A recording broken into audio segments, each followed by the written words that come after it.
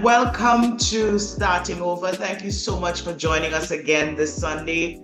With me is an exemplary young man who, no matter what, continues to walk his path and do his thing. So on Starting Over today, I am welcoming Mr. Karreem Salhab. Good day, Mr. Karreem. A pleasant day to you. How are you doing? I'm tired, but I'm honored to be a part of your show here today. I'm tired, teachers, our work seems never ending, but I am committed to be a part of your show, to enlighten others on mental health. Excellent. So we clearly have already made the path, we've cleared the path that he's a teacher. And so are we talking about mental health? The reason being, it's very taboo. We all have to deal with mental health daily, whether you have an illness or not. Some people think is the only time you have to think about mental health is if you have an illness. Pure Elegance Designs specializes in handcrafted fabric hats and fascinators, statement necklaces, earrings, clutches, and headbands for your event. Each piece of Pure Elegance Designs is created with you in mind. You can contact Pure Elegance Designs on 420-3555.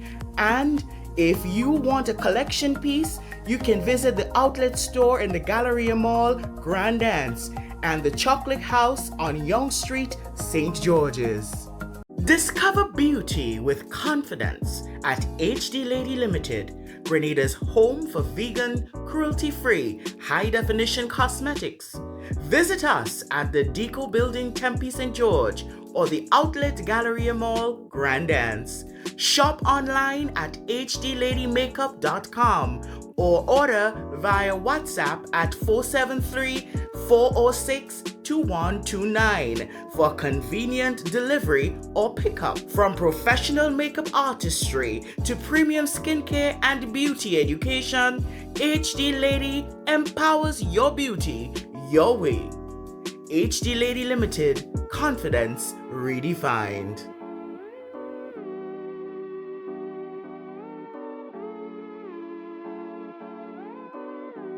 So, Mr. Salhab, tell me about you and mental health.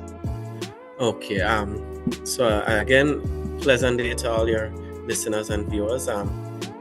Mental health. I think a few years ago, it was I don't want to say that I'm old, but just a few years ago, I got up, but I noticed, and I'm starting from the beginning because it's how we recognized the signs of mental health is are the depleting mental health signs are very important, because I didn't know that I was being affected mentally until they diagnosed me, and until that day when I broke down and I just couldn't stop crying.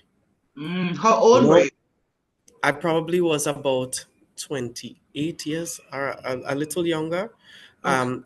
And I realized that I got up and I just couldn't stop crying.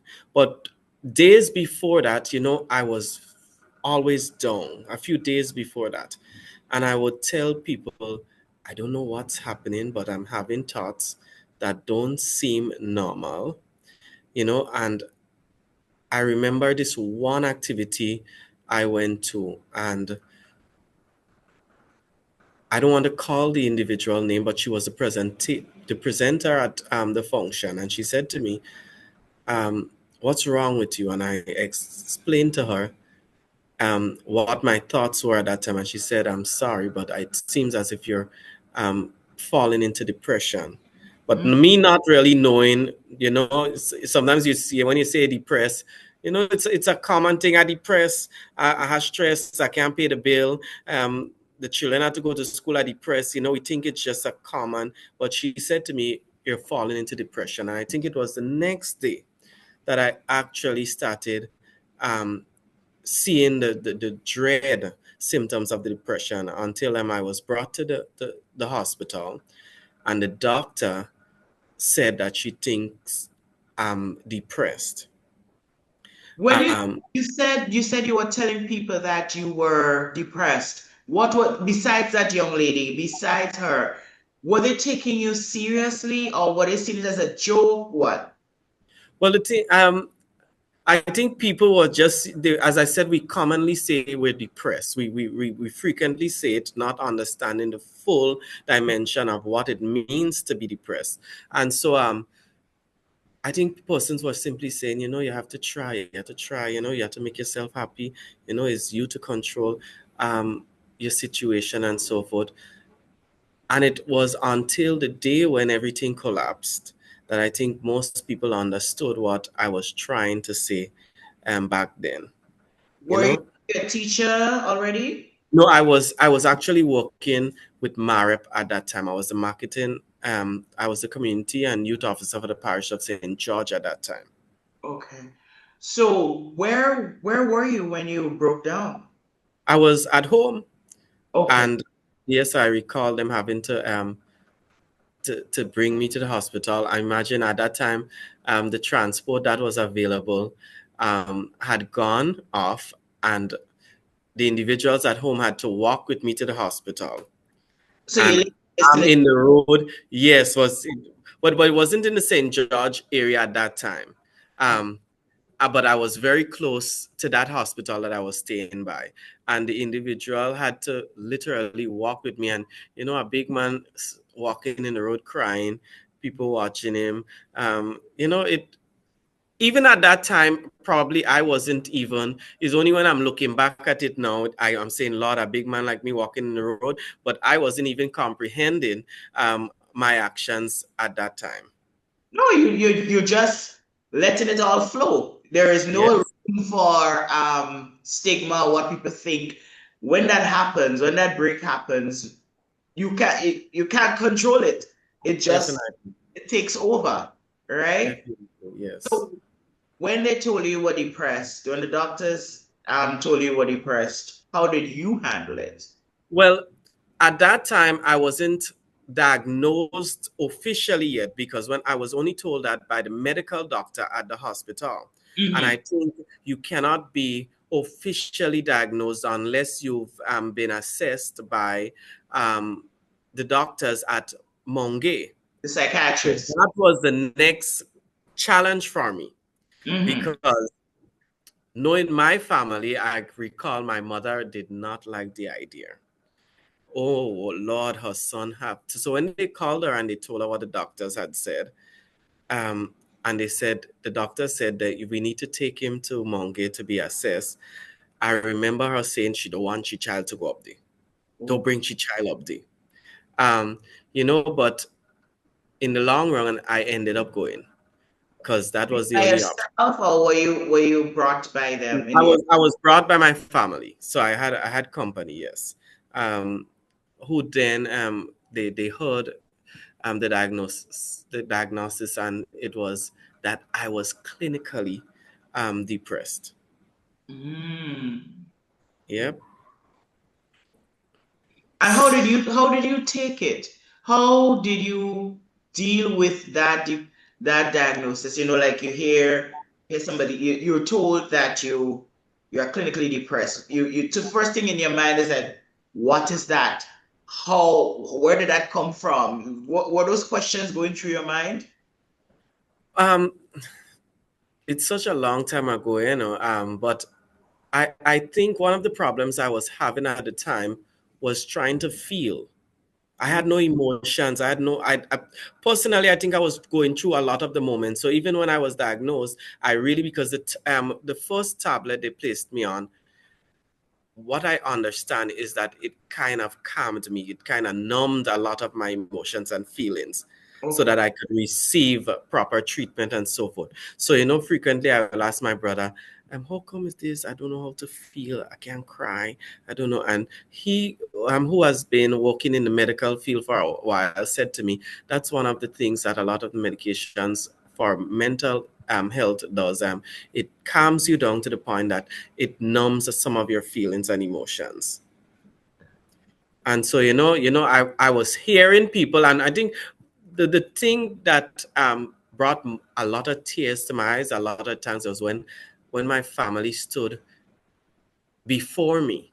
A lot of times I would lie in the bed and I would see, tears coming from my sister's eyes and my brothers. They couldn't believe that their brother would have reached such a state. Wow. So you saw them crying, but you could not respond, basically.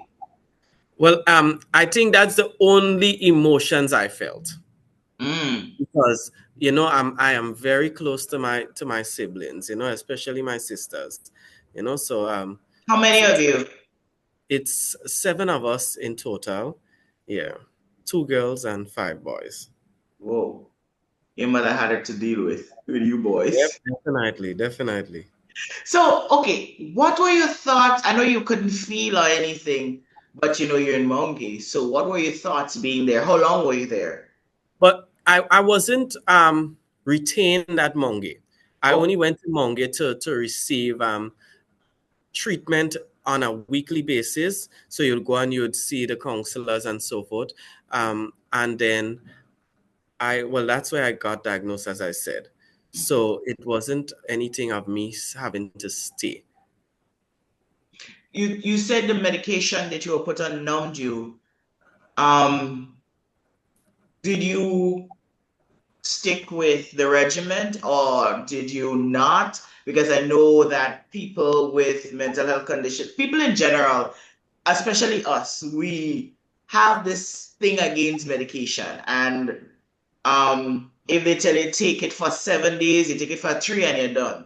So, like, how was it for you? Did you stay with the medication? Did you fight it? What? So, but before we get to that, you asked me a question a while ago, and I smiled because I didn't seem to answer the question. But you asked me how it was like going to Mongi. Yeah. Um, Initially, you know, I felt like, Lord, look at the stage I reached. I had to be amongst, and that's I carried the stigma as well, because Mhm. I didn't understand. I said, well, a crazy, or everybody, you turn right, you turn left, all you've seen is a pile of people that just doing things that seemed not normal. And so I was like, this is the best place for me. So this is how low I've gotten, until I was properly counseled, and I was told it's not mental health carries many different aspects, and it's not about depression is only one aspect of mental health. And apart from depression, my first diagnosis actually said I was clinically depressed. I had OCD, and I also had anxiety. So I wasn't just depressed itself. So and I was like, Lord. And then you know what I used to have some friends I used to say, well, stay there and think you was the only person that to go up in Monge. You have people working in the bank, you have teachers and whatnot. You think it's only you alone? That's everybody, all walks of life does had a little problems, and there's that. And the truth is, it was evident. It Very wasn't much. only, it wasn't just people of any class, one set of class that's there. People of all dimension of life. Mhm. People with all different social status and so forth. They were all there, trying to survive under whatever mental issue they were plagued with.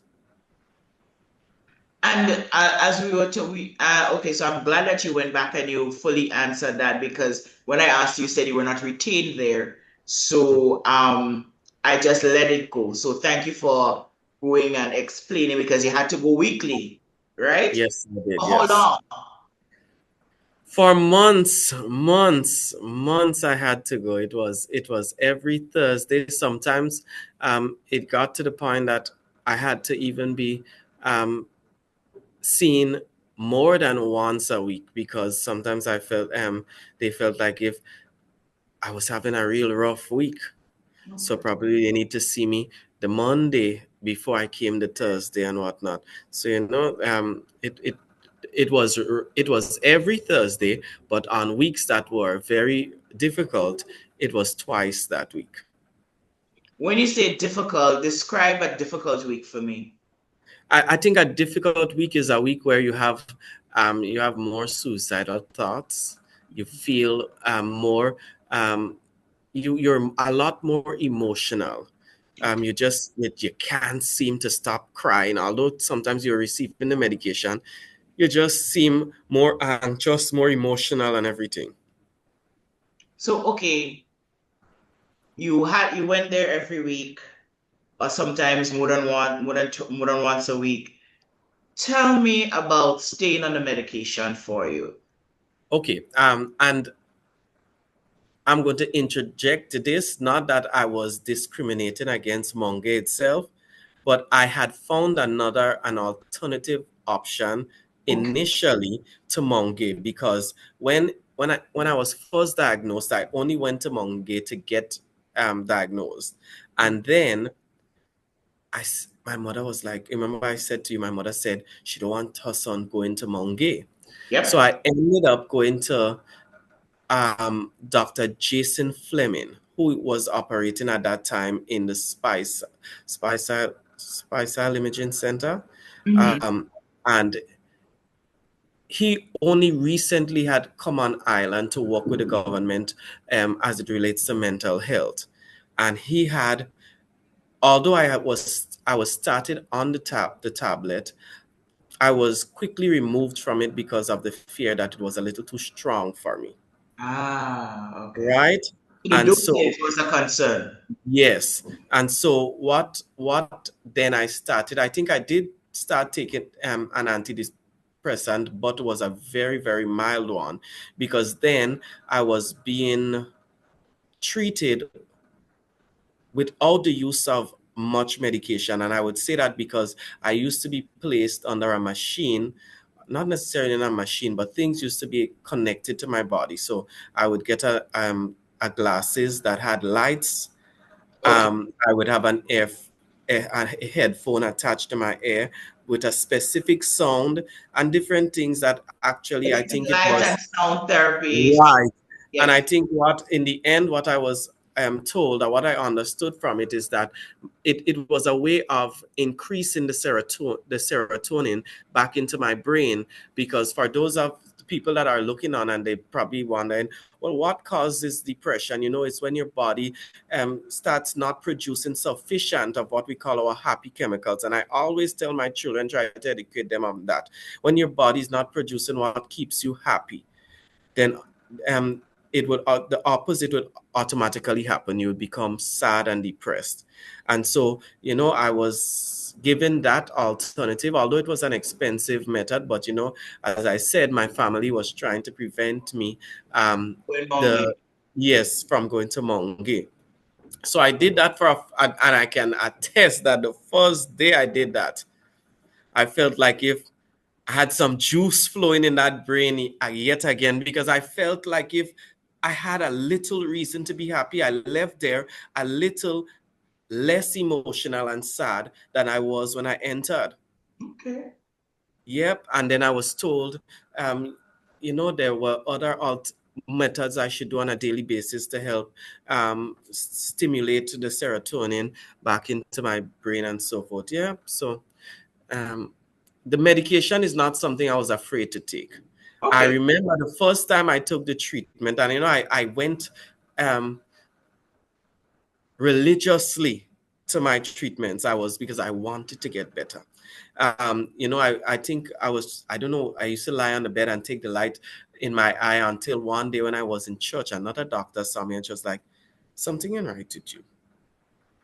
Why I don't know. I'm not a medical professional, but I think my pupils were a bit too open. So I think what happened was that because I was alone, I was I had my eyes open. It was causing my pupils to expand and so forth. And I was told I wasn't supposed to have my eyes open under the light. Oh boy. But yes, so probably I was supposed to close my eyes, listen to the sound, and just meditate and whatnot. But I had light in the You do lights. your own thing. Yes, I was doing my own thing during the treatment. So I understood that, and then I started doing a better job at receiving treatment following that. Yep. Maintaining the But health, maintaining health. yes, yes, and I was never ashamed. Mhm. I was never ashamed to be called a patient who was depressed. Because I just felt like if you know it was a journey. Life has a lot of journeys. Yes, it was something I would never, and I always say that I would never wish depression on my worst enemy. Even though you could do me anything, I still ain't wishing it on you, because it's a point in your life where you don't even know how to navigate your own life. You said earlier that the suicidal thoughts. Um, how did you deal with that? Because I know some people they at the suicide ideation, you hear a lot of talk about it. And so sometimes people hide it and then it gets worse, then the depression gets worse and they act on it. But I like that it came to a point where you had to deal with it. Yep. And you're saying that you were not ashamed. Nope. And I think we see the fact that my family knew, I think, made it a little easier on me. Because I recall the worst episode I had with the suicidal thought was a Sabbath I had come from church. And everybody knew to stay with Kareem, keep an eye on him. But the family wanted to go back to the afternoon worship. Mhm. And while they went off, I don't know. Sometimes I still ask myself, is it self speaking to you, or is it some little something that telling you? Because I just heard something saying to me, go and jump over now. Ain't have nobody there. Just go and jump over the wall. And I recall, I pick up the phone and I called a number of persons, but I think everybody seemed to be occupied at that time. But I remembered, um, and I must make mention to um, Sister Hilaire. I'm not going to go in detail to who exactly, but if Sister Hilaire ever hears of this video, I appreciate her, because I think a lot of what I overcame was because Sister Hilaire, who's a counselor, she guided me through the process. And Um, that is important. You yep, had people to support you. Yes. definitely. And she always told me that the thoughts and so forth would come, but it is what we do when they come. And I was always told that when you get a suicidal, when thoughts come about, find something, read the Bible, play some sort of music, give yourself some sort of words. And I did exactly that. I started to sing like a madman. I don't know if the neighbors thought I was getting, well, I getting crazy, but I started to sing. I played songs, and that became my escape. Wow. So you see, you were already prepared. Yeah, When it came and no one was around, you acted opposite. Instead of acting right, on the voice, you acted opposite and you took care of yourself. right. But I must let me make this clear. There are probably persons who would reach a higher stage of the thoughts than I did, because when I said it to some of the counselors and so forth, they said, well, at least your brain seemed to be processing thoughts then, because all how I was seeing or hearing the voice saying, jump over, something was saying, oh, I wonder if I would dead when I fall on, because if I didn't die, I would be a vegetable, and I wouldn't want to live as a vegetable for the rest of my life. And Conversation was taking place. right. And so they said at least there was some sort of processing still happening in your brain, because what I understand as well is that sometimes it shuts with depression and everything.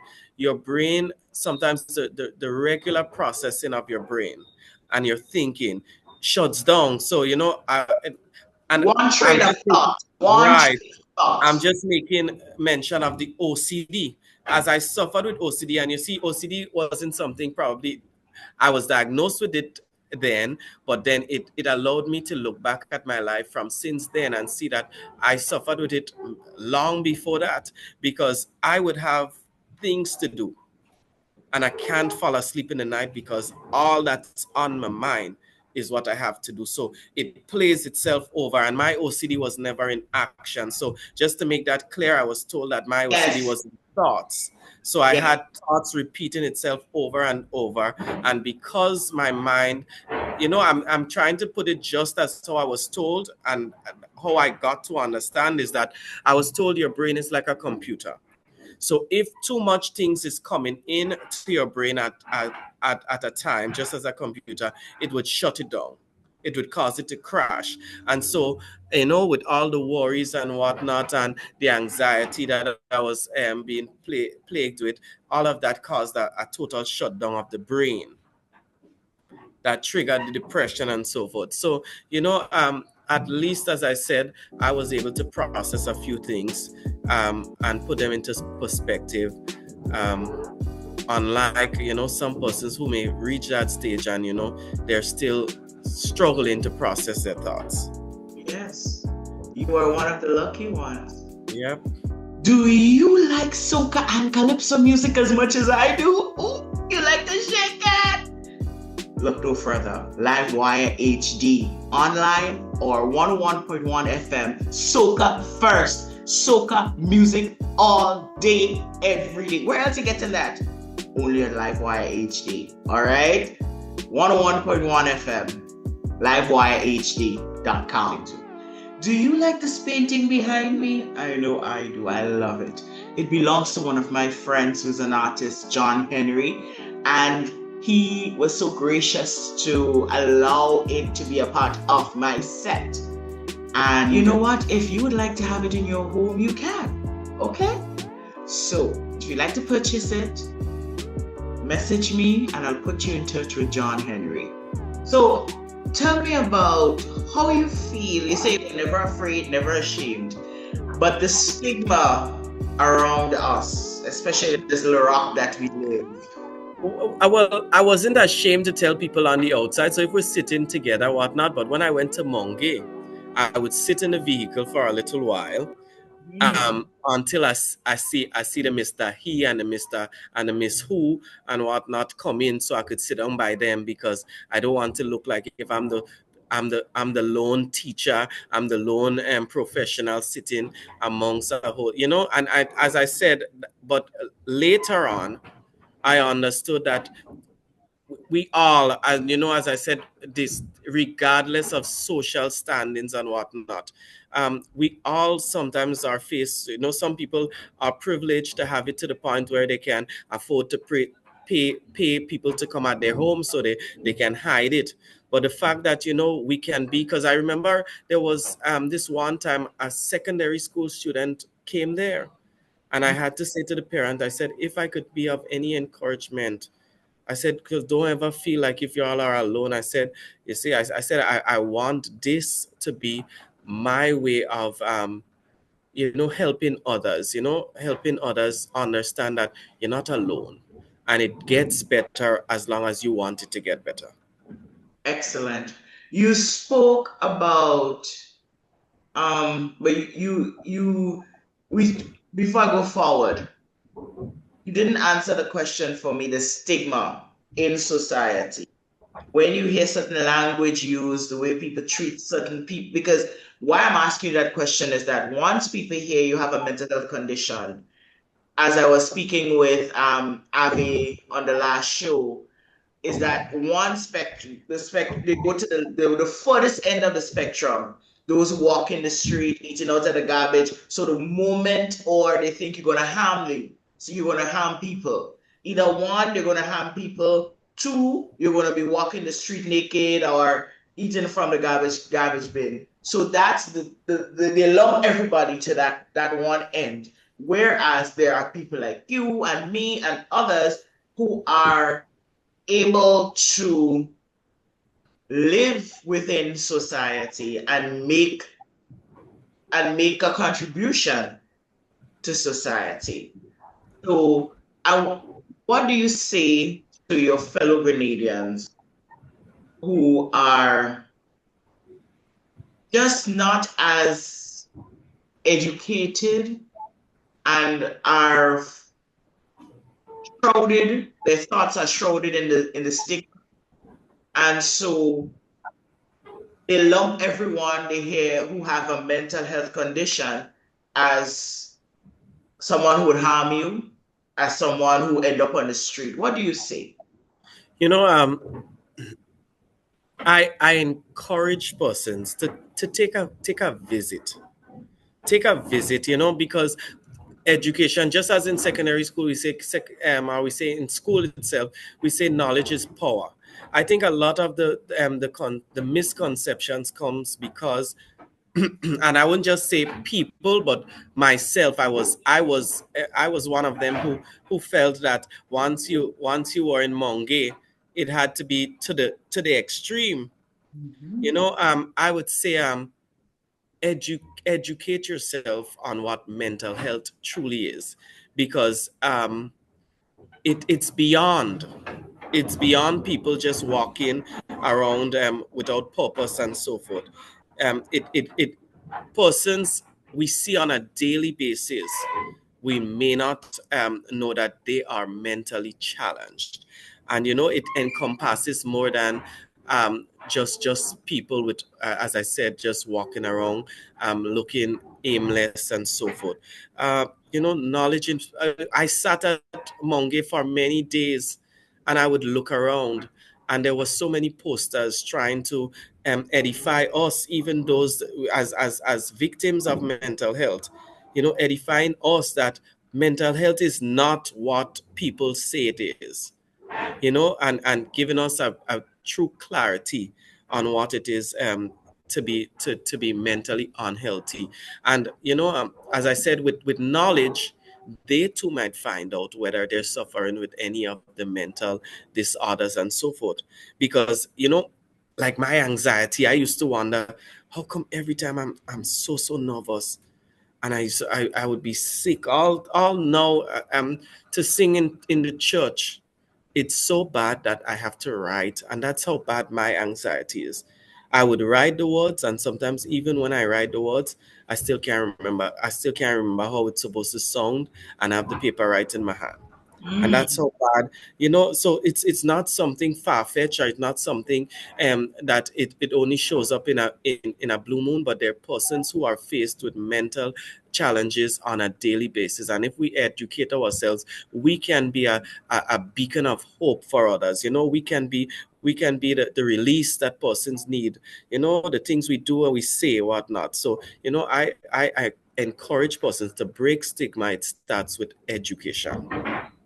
And you tell me, you've spoken about the support you've had, and that is key. Having support to help you cope and live a full life. Tell me about it. You've spoken about church, you've spoken about your family. What other things that you do that helps you to cope and live fully? Because you are. Well, the truth is, am I living fully? I think I still have a long way to go, to be honest with you. And I don't want, I'm very upbeat. My personality has always been an upbeat one. But outside of the public, I am a very reserved person. I'm very talkative in public. And, you know, I'm trying to be as open and transparent as possible. I'm very, very upbeat in person. But when you ask me outside of my 8 to 4 job or my football club's activities, what do? I stay home and I watch TV. And I love it. I love it. I prefer, you know, that's my safe place. People say, well, why are you doing it? Why are you doing it? Why can't I just come outside and whatnot? But that's where I'm happiest. You know, I think probably that's probably what gives me so much energy during the day, because I probably stay away from everything. So my body is probably resting too much, so it's like it's overactive during the day. And you know, in my personality, I yes, you know the type of individual I am, you know. So I'm very energetic. And funny. vibrant and funny during the day, but when my body seems, and recently, I'm saying this because a lot of even professionals, I came back to school recently and I had to question whether I was falling ill or whatnot, because I started to be very tired. Mm. And I'm saying probably my anxiety is probably triggering, the fact that the term is starting back, and you want to be the best teacher you could be, and you're hoping that and I'm saying it, but I had to start taking even more something for the energy and whatnot, because I was feeling drained during the day. Because you have to So take care of your physical health, you have to take care of your mental health. It goes together. One, they feed each other. You yeah. have to take care of your physical health so you can be able to take care of your mental health. And And do you think Grenlec had the audacity to have their first round of debate be on mental health? So oh, they know are trying to figure out, well, what causing me to be so tired. They will come and tell my students to go and debate, and they know I'm the debating teacher. Well, I'm the coach for our school. I'm one of them. They would say, well, Salab, edify the children on mental health. So that and all. It was a privilege, because that as well allowed me to connect with my students on a different level, because I didn't hide it from them. I say, well, that is my place, so that is my area, so that is my area, right? So, and I was able to share with them some personal experiences and so forth. But I'm excited to share, because I know in sharing, somebody is understanding what they're going through a lot better. excellent. Exactly. And that's the sole reason for starting over. Because you start over from illness, from losing your job, from financial issues, from marriage, from whatever. You say goodbye to the past, you learn from there, and you start creating a new path. And so when you share, you help others on the journey learn how to live better, make better choices, and understand that, hey, it wasn't me alone, you know? And that, Definitely. Let me say this. I remember going to church once, and when you suffer with anxiety, you seem to always shake and move. mhm. And I was sitting in the pew, and a neighbor, a sister in the church, turned around and say, "You're disturbing me. Why are you shaking your legs so much?" And I had to try to contain myself, because it wasn't something I was doing consciously, but my body was reacting.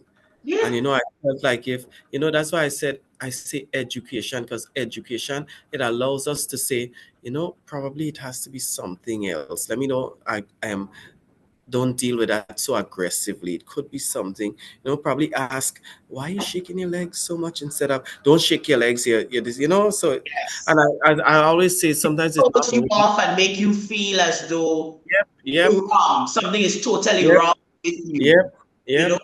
nothing is wrong. So Your my body. mother does that all the time, and my mother would be like, "Oh, why shaking your leg? Honey, don't shake your leg so much.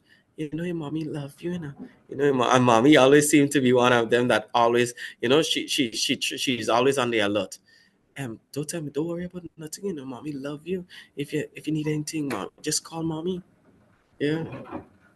So like a spoiled child. Well, my mother has always been one of the foundations for our children. Always been there. And that's beautiful. That's Yeah. beautiful. So you have support, you have coping, you're working. And when you talk to your boys, um, has anyone of them ever come back to you or stopped you in St. George's since you've been teaching, because you would have had conversations with them regarding mental health, or would say, so you talk to us about that and I'm going through ABC or something like that. Has that ever happened?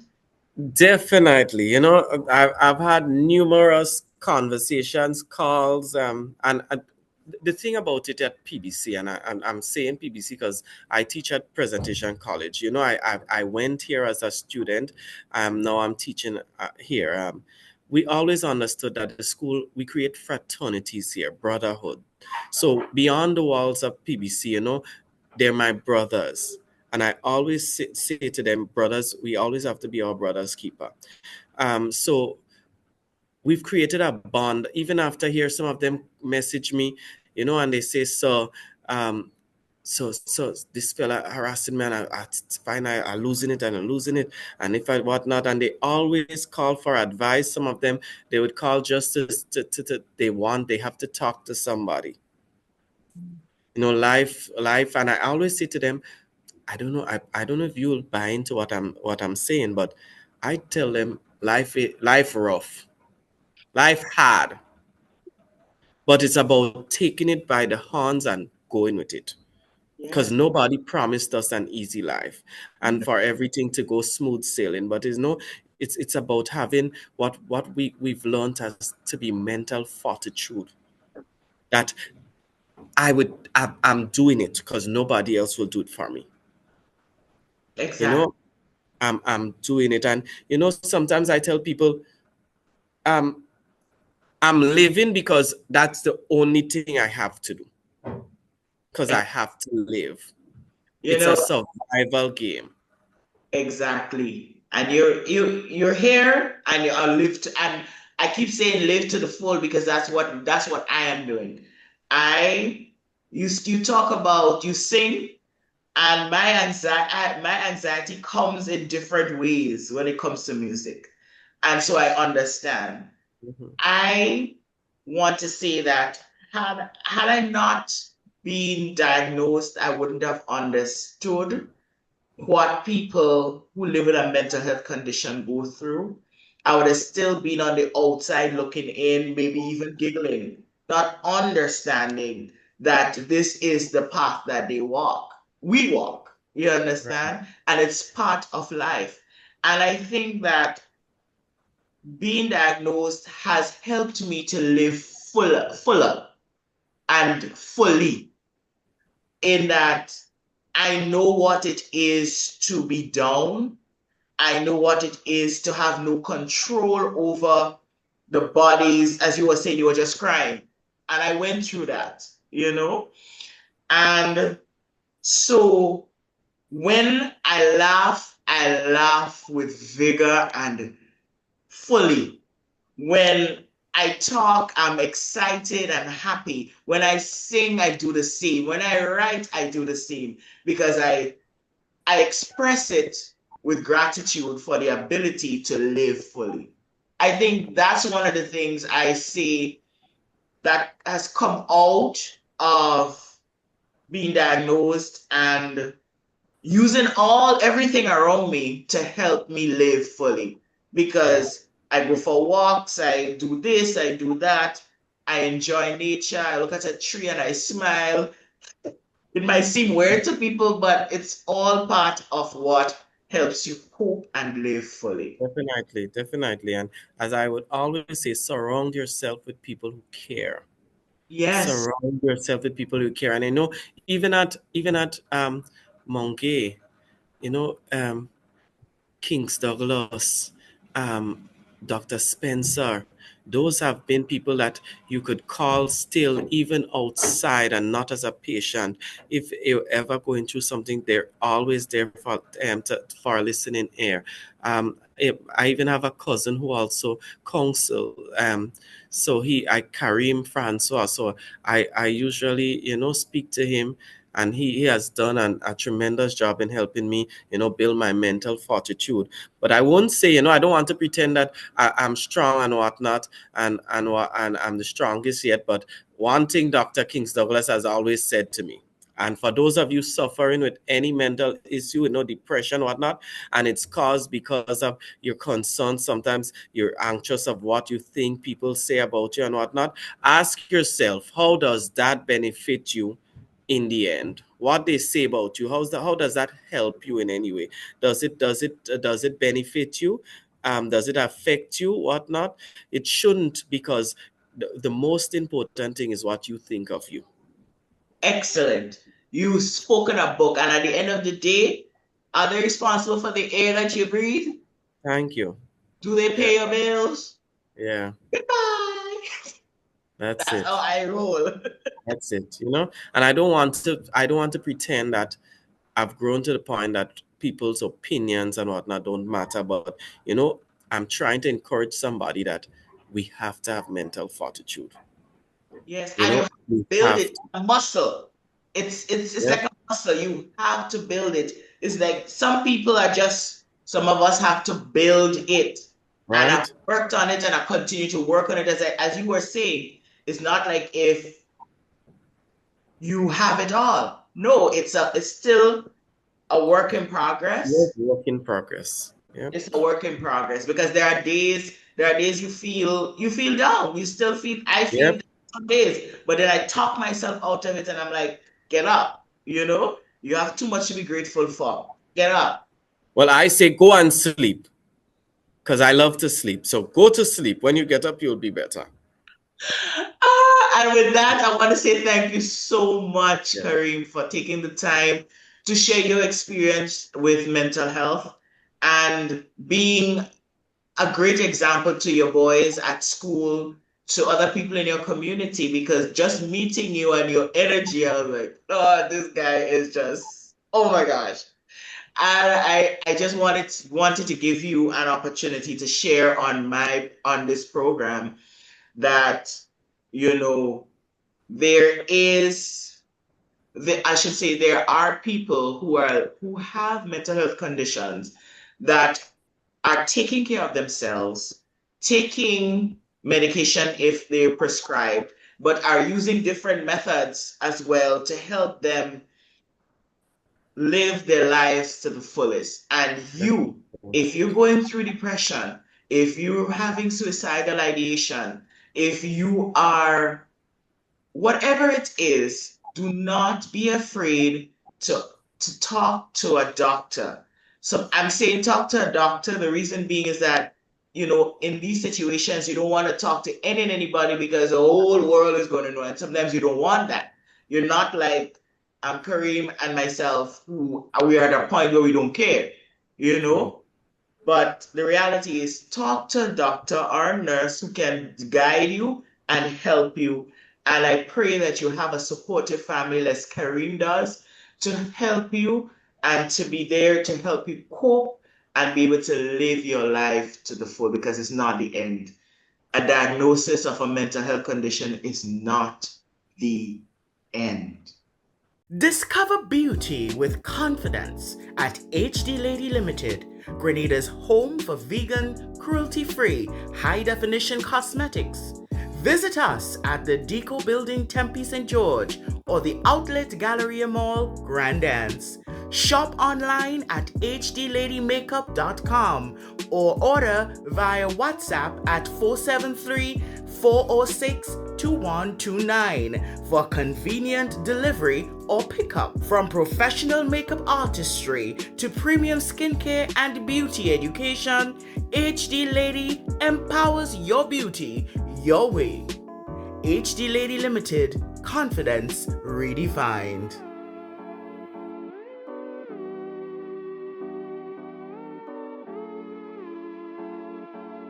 Pure Elegance Designs specializes in handcrafted fabric hats and fascinators, statement necklaces, earrings, clutches, and headbands for your event. Each piece of Pure Elegance Designs is created with you in mind. You can contact Pure Elegance Designs on 420-3555. And if you want a collection piece, you can visit the outlet store in the Galleria Mall, Grand Anse, and the Chocolate House on Yonge Street, St. George's.